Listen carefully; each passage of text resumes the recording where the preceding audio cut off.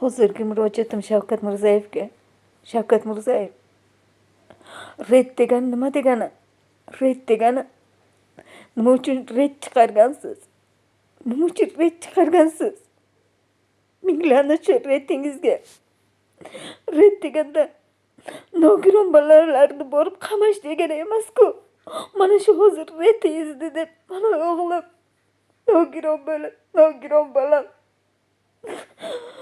3 oy 4 oydan bo'lsa turmada yotibdi. Qaysi gunoh uchun? Qaysi gunoh uchun? Redingizga ming la'nat. Nima uchun redingizni chiqargansiz? Gunohsiz bolalar uchun emas-ku. Qaysi gunoh uchun? Ayollar boquvchisini yo'qotsa agar shalba qilishadi deydi. Qaysi gunohim uchun? Men boqayotgan bolamni qamab qo'ydingiz. Qaysi gunoh uchun? Samarqandliklar, aslo bolalaringni ko'chaga chiqarmanglar. Menga o'xshab ko'zlaringni siydigini oqizib o'tirasizlar. Ayniqsa nogiron bo'lsa. Nogiron bolaga bor-ku. Nima uchun? Shavkat Mirziyoyev, sizdan iltimos, borib Kattaqo'rg'on turmadan oldin, qamash oldin Kattaqo'rg'onda qamoqxona bor. O'shani borib qarang.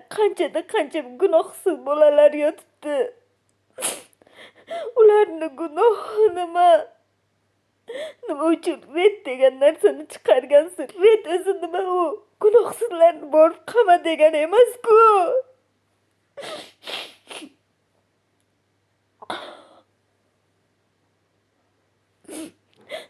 Menga o'xshab ko'zlaringni siydigini oqizib o'tirmanglar. Men bir ona bo'lsam, zaifa bo'lsam, qaydan chiqaraman? Allohim.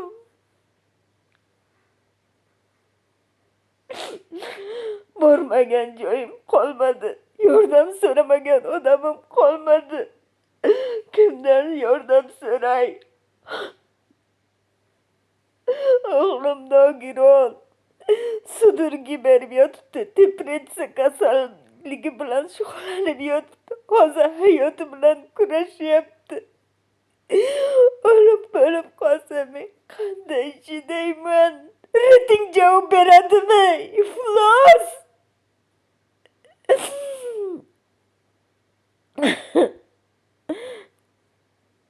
Qaydanam red chiqargansan? Red deganda narkomanlarni ushla. Kameram tagida qilingan narsa. Kelib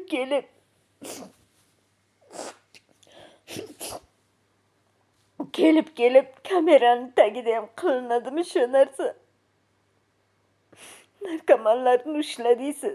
Narkomanlarni milisiyalar ushlaydimi? Gunohsiz bolalarni olib borib qamayapti-ku. Siz qayerga qarayapsiz? Iltimos, Kattaqo'rg'onga borib qarang. Haqiqatni tushunasiz.